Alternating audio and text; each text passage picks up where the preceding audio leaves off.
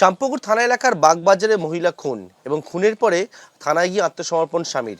যে বিষয়ে জানা যাচ্ছে, এই হচ্ছে ঘর, যে ঘর বর্তমানে সিল করা অবস্থায় রয়েছে। গত শনিবার দিনকে বিকেল বেলা এখান থেকে সংজ্ঞাহীন অবস্থায় বাড়ির যারা সদস্যরা অর্থাৎ পূজা পুরকাইতে যারা শ্বশুরবাড়ির লোকজন তারা দেখেন যে পূজা এখানে সংজ্ঞাহীন অবস্থায় মেঝেতে পড়ে রয়েছে। তাকে উদ্ধার করে হাসপাতালে নিয়ে যায়, কিন্তু হাসপাতালে নিয়ে যাওয়ার পরবর্তীকালে তার স্বামীর কোনোভাবে খোঁজ পাওয়া যাচ্ছিল না এবং হাসপাতালে যখন নিয়ে যায়, হাসপাতাল থেকে খবর গিয়ে পৌঁছায় পুলিশের কাছে।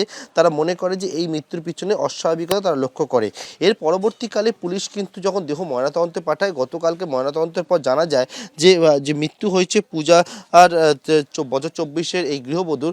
তার মৃত্যুর পেছনে রয়েছে তাকে শ্বাসরোধ করে খুন করা হয়েছে এবং গোটা ঘটনার পর তার স্বামীর খোঁজ করা হলো, স্বামীর খোঁজ মিলছিল না। পরবর্তীকালে শ্যামপুকুর থানায় গিয়ে তার স্বামী আত্মসমর্পণ করে এবং যে বিষয়টা তার স্বামী জানায় যে সে কিন্তু তার স্ত্রীকে শ্বাসরোধ করে খুন করেছে বলে পুলিশ সূত্রে আমরা জানতে পারছি। অন্যদিকে এই গোটা ঘটনার পরিপ্রেক্ষিতে কি কারণ, কেন খুন, সেই বিষয়ে পুলিশ জানার চেষ্টা করছে। তবে এখনো পর্যন্ত যে বিষয় অভিযুক্ত দাবি করেছে বলে উঠে এসেছে সেটি হচ্ছে যে স্ত্রীর বিবাহ বহির্ভূত সম্পর্ক রয়েছে বলে সে সন্দেহ করতে এবং তারই জেরে গত শুক্রবার দিন মধ্যরাতে তার দুজনের মধ্যে গণ্ডগোল এবং তার পরবর্তীকালে শ্বাসরোধ করে খুনের ঘটনা বলে সে জানিয়েছে। পুলিশ এখন গোটা ঘটনা তদন্ত শুরু করেছে, খুনের ধারায় মামলা রুজু হয়েছে এবং এই যে ঘটনাস্থল সেটা সিল করা অবস্থায় রয়েছে, পুলিশি প্রহরা এখানে বসানো হয়েছে।